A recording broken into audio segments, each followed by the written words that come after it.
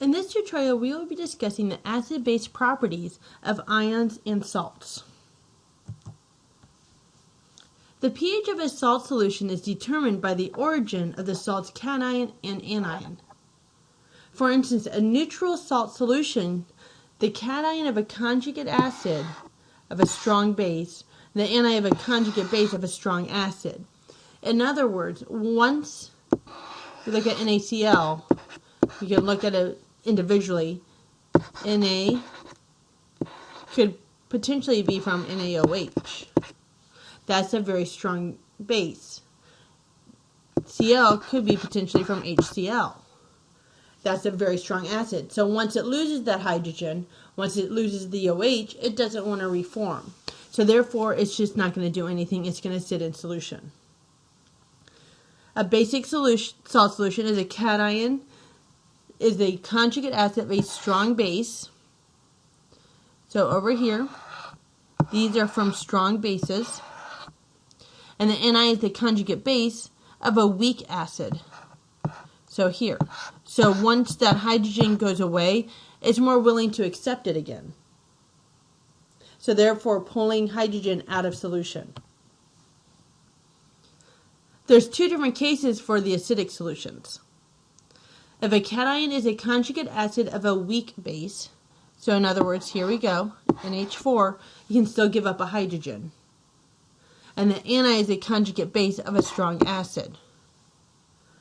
Now this one's the tricky one. If the cation is a highly charged metal ion, basically what that means is that the water is going to be attracted, the oxygen from the water will be attracted to it, meaning more hydrogens will be willing to leave the water. The anion is a conjugate base of a strong acid. So once again, once the hydrogen's given up, it's not going to want to be accepted back again. So what if they're both weak acids and bases? The cation is a conjugate acid of a weak base, and the anion is a conjugate base of a weak acid. Well, in that situation, the pH depends on the relative strengths of the weak acid and weak base. For instance, NH4F. If we look at the anion here,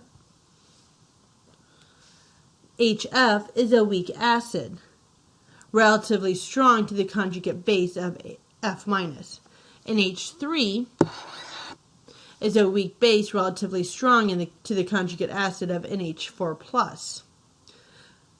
HF is a stronger acid than NH4, but the Ka for NH4 is larger than the Kb for F-. Because of that, the Ka wins, and the solution is acidic. So just to give you a visual of what we're talking about. H2O is a weak acid. Once it gives up that hydrogen, the OH- is less likely to accept it back. Another one, HCN.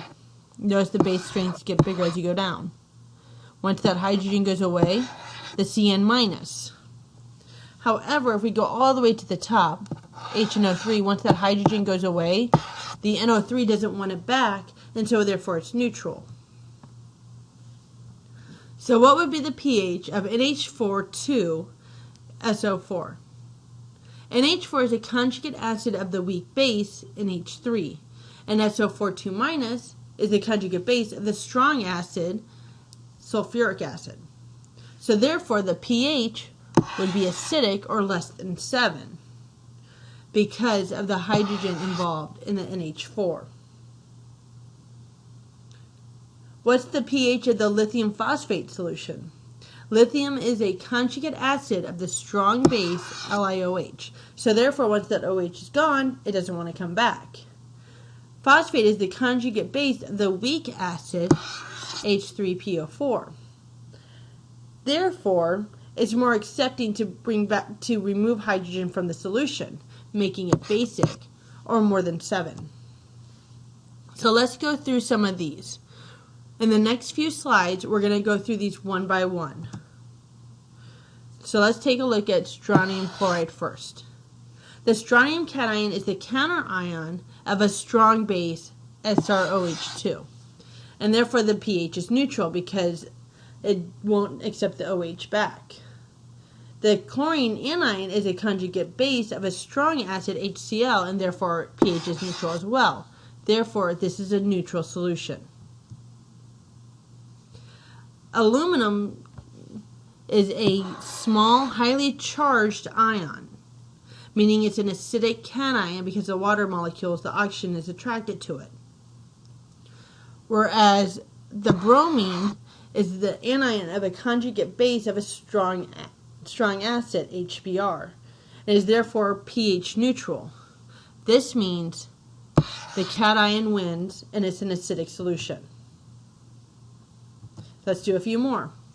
CH3 and H3 and NO3. This is the cation. It's an acidic cation because there's hydrogens to be given away.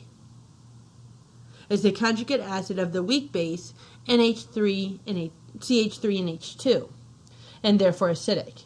The nitrate anion is a conjugate base of the strong acid in HNO3 and is therefore pH neutral. Since NO3 is neutral and the cation is acidic, the cation wins and it's an acidic solution. Alright, NaCHO2. Sodium is the cation of the counterion of the strong base, sodium hydroxide. And therefore, it's a pH of neutral, so that does nothing to the solution. The CHO2 minus anion is the conjugate base of the weak acid and is therefore basic. So this one here is basic, and therefore making it a basic solution. And finally, if we look at ammonium fluoride, ammonium ion is the conjugate acid of the weak base NH3 and is therefore acidic. F- is the ion of the conjugate base of the weak acid HF and is therefore basic. So there's a competition here that we have to have a tiebreaker. We have to therefore compare the Kas and the Kbs. Well, we know the Kw is 1 times 10 to the negative 14. We can look up NH3 to be 1.76 times 10 to the negative 5. That leaves us with a Ka of 5.68 times 10 to the negative 10 for NH4. We can go through the same process for the Kb of F-, which is 2.9 times 10 to the negative 11. Since the Ka of NH4 is greater than the Kb of HF, it is an acidic solution. Alright, so let's try one more. Determine the pH of 0.1 molar solution of sodium carbonate. The Ka for carbonic acid is 4.76 times 10 to the negative 11. Sodium is the conjugate acid of a strong base, and carbonate is the conjugate base of a weak acid. Therefore, you should expect the calculated pH should be greater than 7. We need to calculate the Kb because the salt is a basic salt. So here's our reaction. The sodium's not going to do anything. We have to focus on the CO3. So CO3 reacting with H2O, we're going to remove one of those hydrogens to be HCO3 and OH-. And then we're going to set up the icebox. So first of all, we know from here the Ka is 4.76 times 10 to the negative 11. So how badly does it want to accept that hydrogen back? We need to solve for the Kb. So 1 times 10 to the negative 14 is equal to 4.76 times 10 to the negative 11 times Kb. Divide it out, and you get 2.10 times 10 to the negative 4.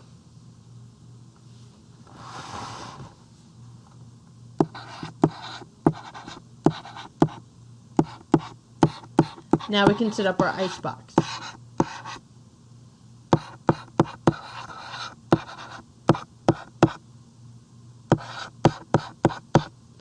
The water goes away because it's a liquid. So we have 0.10 molar, and we're starting off with 0 on the right-hand side. Minus x, x, and x. So that means 0.10 molar minus x, x, x. So that means x squared over 0.10 minus x is equal to 2.10 times 10 to the negative 4. We're going to try to see if that minus x can be negligible and just forget about it. If it's small enough, if it's less than the 5% rule, we can do that. So first thing we want to do is multiply across. So x squared is equal to 2.10 times 10 to the negative 5. Take the square root of both sides, and that comes out to be 4.5 times 10 to the negative 3. Let's double check that that's okay. So 4.50 times 10 to the negative 3 over 0.100.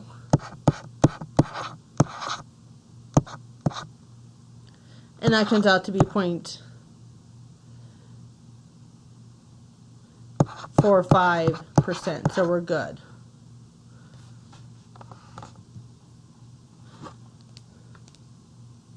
Alright, so we need to determine the pH. We solved for the OH. We need to determine what the pH is. So, our concentration of OH from the previous screen is 4.5 times 10 to the negative 3. From here, we can either solve for the H3O plus by using the KW equation, or we can just go ahead and solve for POH, which is what I'm going to do.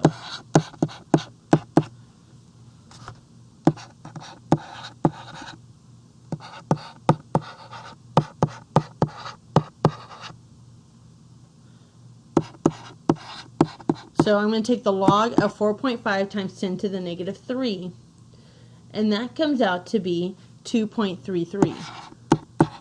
But that gives us the pH, not the POH. So pH is going to equal to 14 minus that number, which is then equal to 11.66. And that's how you determine the acidity of salt solutions.